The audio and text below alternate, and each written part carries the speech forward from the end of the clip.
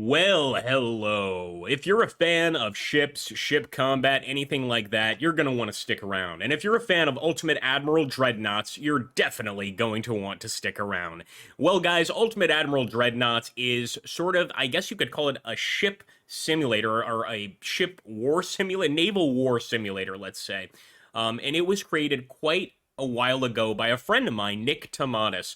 Those of you that don't know Nick Tomatis, he's the same guy behind the Darth Mod series, and he's also behind the Ultimate General series. Now, what have they added? They have added a campaign, guys. I've been telling people about this for ages, and nobody believed me. I told you guys Nick was going to add a campaign to the game, and now you can actually have a proper campaign anywhere from 1880 to 1940 as any of the major powers on the sea. That's right, you can rule the waves, truly rule the waves in beautiful 3D as well here in Ultimate Admiral Dreadnoughts. So today I'm just going to actually take a look at the campaign, take a look at what it has to offer, and go from there. Now we're going to jump into a new campaign here, and I want to just go through the many different nations you can play as. I am a little upset that Portugal isn't available. I do believe Portugal was a good enough naval power to be represented, but it is what it is. And I do think they have plans to add it eventually, but I could be mistaken. Now, if we go to the German Empire, you can see that we actually have a start year. And I guess my apologies, I said 1880. I believe it's 1890. The start year of 1890 all the way to 1940. We can, of course, mess with the difficulty setting here. If you go for Legendary, you are really a trooper. And as for opponent AI, you can mess with this too. Now, this is also quite amazing. I recommend taking the auto-generated fleet because you are playing as the navy of an entire country. You can only imagine how many ships you're going to have to deal with. However, if you are a true madman and you really, really want to take this experience seriously, you can create your very own fleet. The game also allows you to create your very own ships, so this is definitely a win-win if that's your thing. Anyway, let's jump in with the German Empire. I'm going to select the 1890 start date here and just kind of see what happens. So I want to show you guys this campaign map and see what you guys are going to be working with. And voila, my friends, we have the campaign map here. I mean, you guys have to admit, this is absolutely impressive. You could see every single one of the countries represented, and I've actually gone a little farther into the game to 1890. I believe the earliest start date is 1880, with the latest being 1940. So if you want to start during World War II, you can absolutely do that. That being said, I really love this. You've got all sorts of different sea routes here. You can see different nations available and where they have their ships. You even see nations that don't particularly have navies available. So if we go over here, where did I find it? I believe in Asia here. Look at this. So we've got Bangkok, of course. We've got Korea. I don't believe you can play as Korea currently. But also, if you want to play as China or Japan, that's completely up to you. Now, the other thing I really love here is there is a political screen, and this lets you know kind of the relations between all of the countries. You could sort of see the relations over here on the right side, which I think is just a really nice touch, and can show you, how close you are to war. We've got a financial element too. So when I say that they're doing a campaign, I mean they're really doing a campaign. Everything from the naval budget expenses to the government's budget, and even the kind of government. So over time, your government type will change. I'm not sure if you can go to the politics screen to mess with that. I think it just kind of happens on its own. Now, this I find especially impressive, and that is the research screen. That's right. You can go through this entire research screen and select specifically what you want to focus on. My focus is going to be, of course, engines and ship machinery, this sort of thing. And you've got over here free priorities that you are assigned at the beginning of your campaign, so you can really, spec into whatever you are particularly interested in. And yes, there are submarines too. I haven't actually tried them out yet. The ship design thing is really cool, and that's right, if you want to go ahead and build a ship, you can do that, so you can actually order ship construction. But if you click here on new design, guys, you can make your very own ship. It's completely up to you. You come over here, you customize it. I'm not much of an artist myself, nor am I an engineer, but you get the idea. Come in here, make whatever you want, and make it the flagship of the particular country that you've chosen. We're going to jump over here real quickly to yet another screen.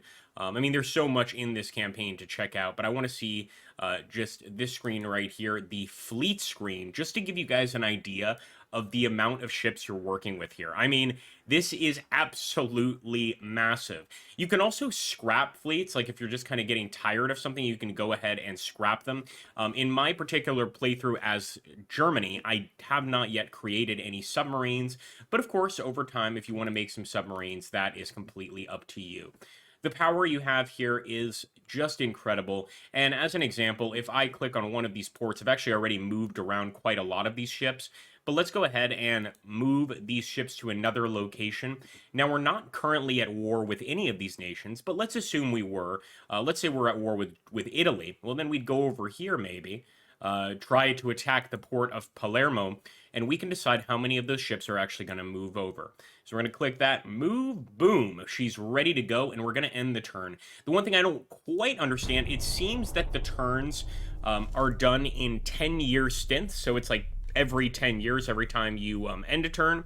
Seems to go a little bit quickly if you ask me, but what do I know? And actually, I must be mistaken because we're still in 1890, so maybe you get a few turns per decade before it turns over. Now, I'm not currently at war with this particular faction, so we're not going to get any battles, but you get the idea, and you get just how you could actually, of course, really make the game your own, make the campaign your own, take over cities with the help of your navy, take over entire trade routes or shipping routes to make sure the enemy doesn't get by.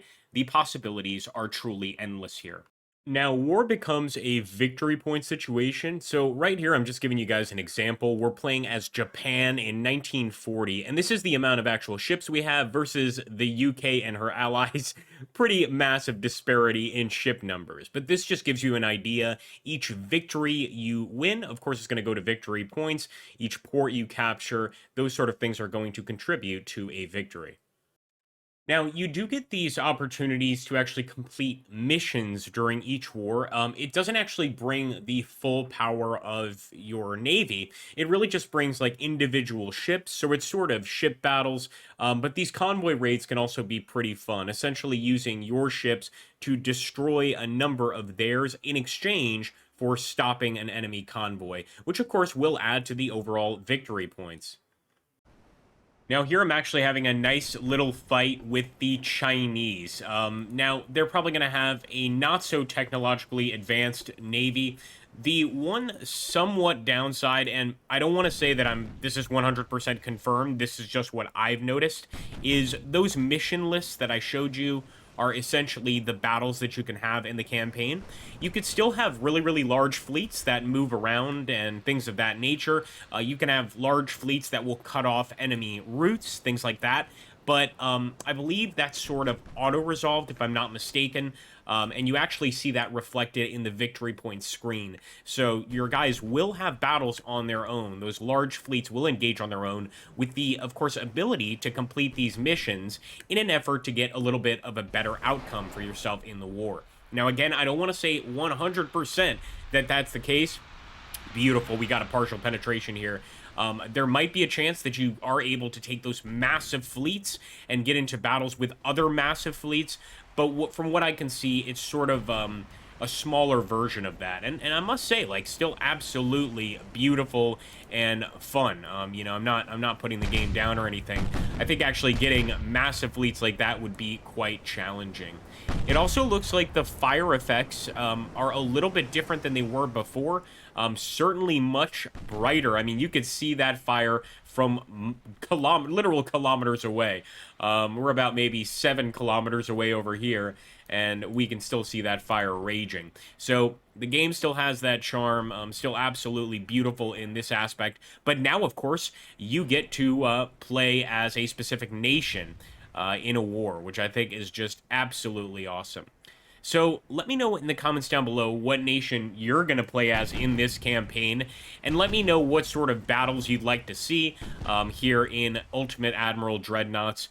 I'm not going to really do any more campaigns on this channel, and the reason is because our single battle videos do really well, but any campaign I do, I get really disappointed. You know, we maybe get viewers for the first or second episode, but everything after that gets kind of ignored, and it's just not worth my time, quite frankly. So let's try to get some really cool battles going. Submarines are a part of the game, as you saw before, but I'm not sure if those submarines, if you can actually use those submarines in a battle. I haven't used them yet myself. Well, guys, make sure to please like, comment, and subscribe, and I'll see you on the next video.